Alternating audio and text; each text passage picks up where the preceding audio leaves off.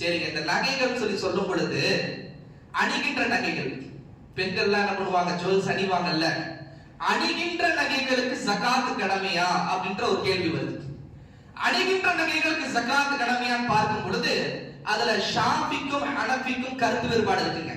ஹனஃபி மதஹப்ல சொல்றாங்க அணிகின்ற நகைகளுக்கு ஜகாத் கடமை. ஷாஃபி மதஹப்ல சொல்றாங்க அணிகின்ற நகைகளுக்கு ஜகாத் கடமை இல்ல. ஏன் இந்த கருத்து வேறுபாடு? ஹதீஸ்கள் தாங்க.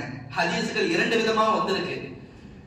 இமாம் அபூ ஹனீஃபா ரஹ்மத்துல்லாஹி அலைஹி அவர்கள் ஆதாரம் எடுக்கக்கூடிய ஹதீஸ்கள் என்னன்னு சொல்லி கேட்டா, நபி ஸல்லல்லாஹு அலைஹி வஸல்லம் இடத்துல இரண்டு பெண்மணிகள் வருவார்கள்.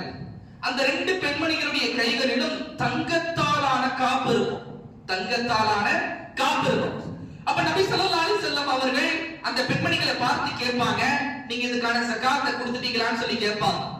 அப்ப அந்த பெண்மணிகள் சொல்லுவார்கள், இல்லை நாயகமே, இல்லை யா ரசூலல்லாஹ் என்று சொல்லுவார்கள்.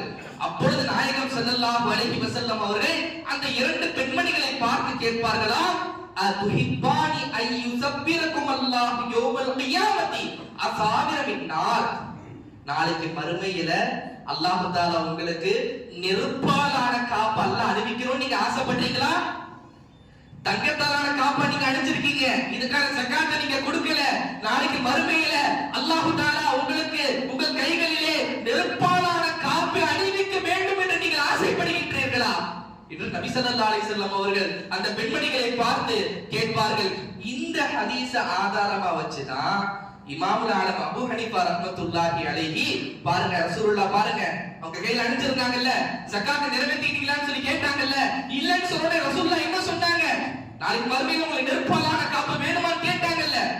அப்ப இந்த ஹதீஸ் ஆதாரமா வச்சு ஹனபியாக்கள் அபூ ஹனீஃபா ரஹ்மத்துல்லாஹி அலைஹி அணிகின்ற நகைகளுக்கு ஜகாத் கடமை என்று தீர்ப்பளிக்கின்றார்கள். அதே மாதிரி பாருங்க, இன்னொரு ஹதீஸும் வருது. இந்த ஹதீஸ் அபூ தாவூதுல, தாருகுத்னில, பைஹக்கில எல்லாம் பதிவாயிருக்கு. அன்னை ஆயிஷா ரலியல்லாஹு அன்ஹா அவங்க இந்த ஹதீஸ் அறிவிக்கிறாங்க. ரசூல் ஸல்லல்லாஹு அலைஹி வஸல்லம் அவர்கள் ஆயிஷா நாயகி கிட்ட வராங்க. வரும் பொழுது ஆயிஷா நாயகியுடைய கையில வெள்ளியால் ஆன மோதிரம் இருந்துச்சு. அது ஆயிஷா நாயகி என்ன பண்றாங்கன்னு சொன்னா வெள்ளியால ஆன மோதிரங்களை அணிஞ்சிருக்காங்க.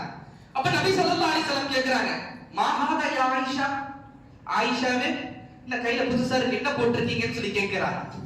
அப்ப ஆயிஷா ரலியல்லாஹு அன்ஹா அவங்க சொல்றாங்க, யா ரசூலல்லாஹ் ஸனஅத்துஹுன்ன அத்தஸய்யருலக யா ரசூலல்லாஹ், அல்லாஹ்வின் தூதரே நாயகமே, உங்களுக்காக நான் என்னை அலங்கரித்துக் கொண்டேன் நாயகமே என்று நபி ஸல்லல்லாஹு அலைஹி வஸல்லம் இடத்திலே அன்னை ஆயிஷா ரலியல்லாஹு அன்ஹா அவர்கள் பதில் சொல்றாங்க.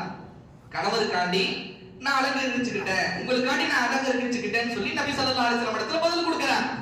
அப்ப ரசூல் ஸல்லல்லாஹு அலைஹி வஸல்லம் கேட்டாங்க, எனக்காண்டி அலங்கரிச்சுக்கிட்டலாம் இருக்கட்டும், அத்தினா ஸகாத்தஹுன்ன, அந்த வெள்ளி மோதிரங்களுக்கான ஸகாத்தை நீங்க கொடுத்துட்டீங்களா அப்படின்னு நபி ஸல்லல்லாஹு அலைஹி வஸல்லம் கேட்டாங்க.